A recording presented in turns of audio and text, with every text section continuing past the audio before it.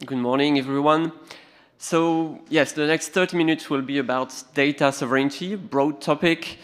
The initial plan was to gather a bunch of speakers with different perspectives on that topic. Unfortunately, only one of them, Leonard Rosenthal, agreed to do that. So you're stuck with me trying to introduce the topic.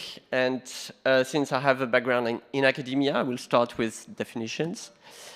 So a tentative definition, at least, of what I understand by data sovereignty is the situation where people and organizations are remaining in control of their data. So nice and concise definition. Unfortunately, there's a tricky part, and that's their data. What is my data?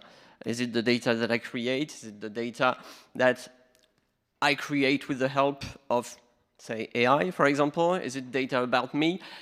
Actually, there's an abundant literature on this topic of data ownership.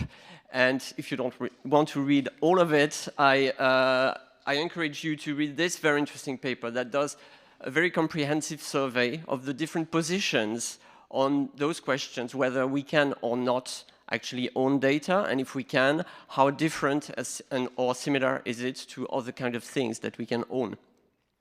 So the authors here do not give a definite answer to those questions, but rather they propose a nice framework allowing to analyze and compare the different positions that have been expressed here and there.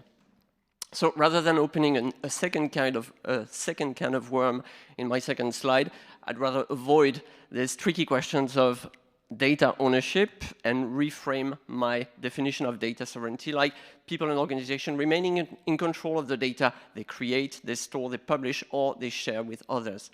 And when I'm talking about data that we create, that I create as a user, I'd like to include not just the data that I create explicitly, consciously, but also the data that I create implicitly by the mere fact of using a web page or an application, the kind of data trails that we leave behind.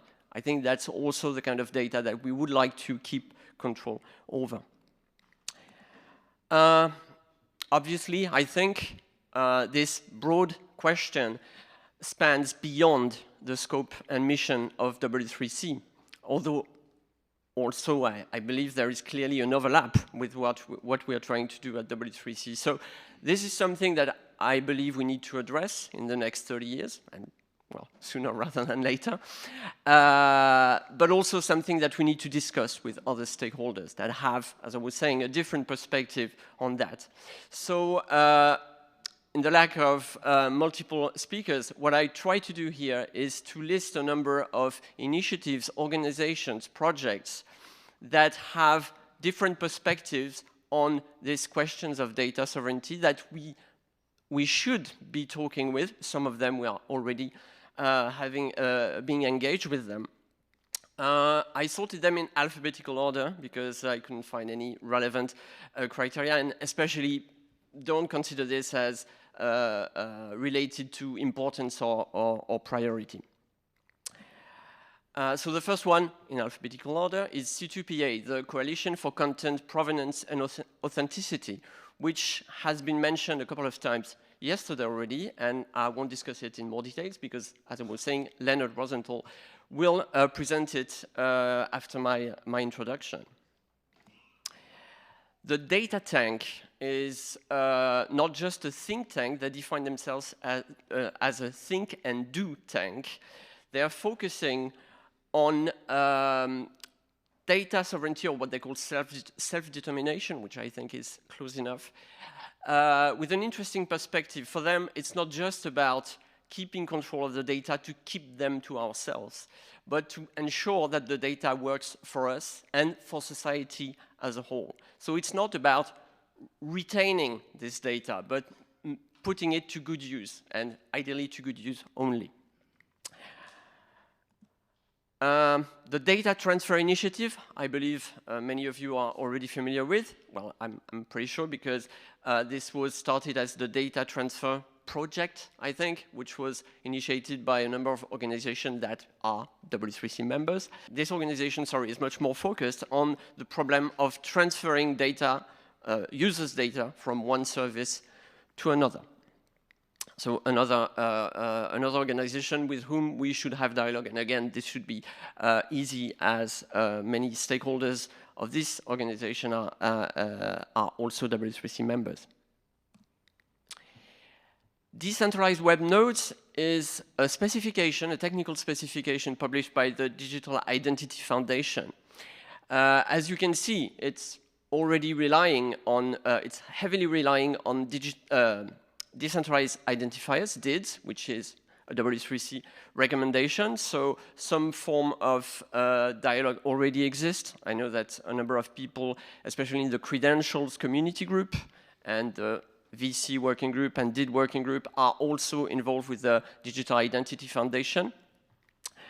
So probably also an interesting application on DIDs, of DIDs and related to so locating public and private permission data, which I believe has a lot to do with keeping control over users' data.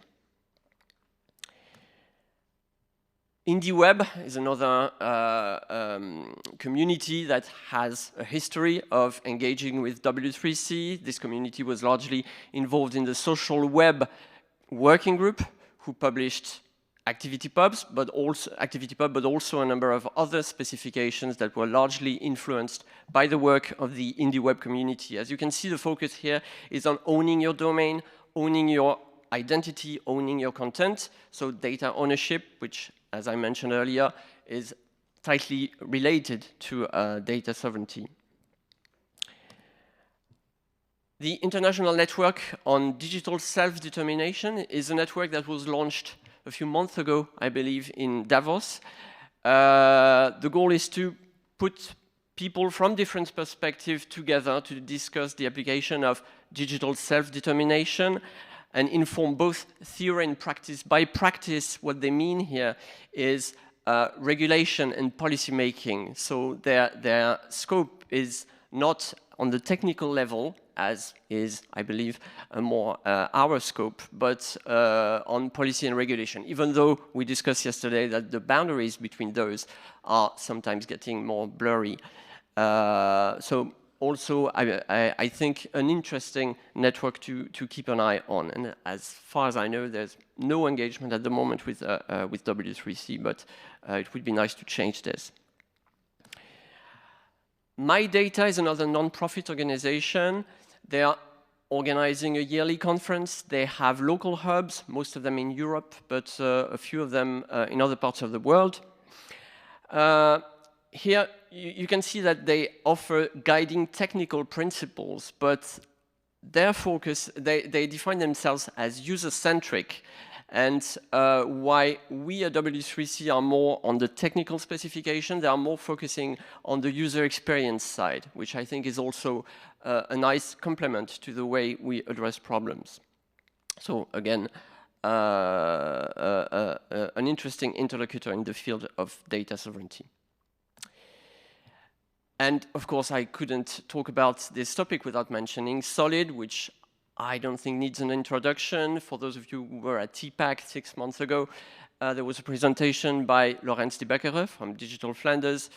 As you probably know, Solid was initiated by Tim Berners-Lee. It's about decoupling applications from data storage. Data storage would remain in the control of the users rather than of the application providers.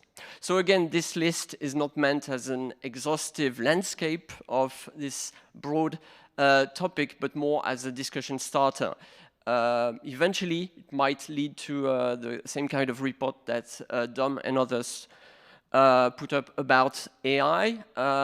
I hope that you learned a few things about the topic that you didn't know before. I hope also that you come to me with things that I forgot, that I didn't know of, and that we could use to complement this landscape and have again, an informed and fruitful conversations with all the stakeholders in this important topic.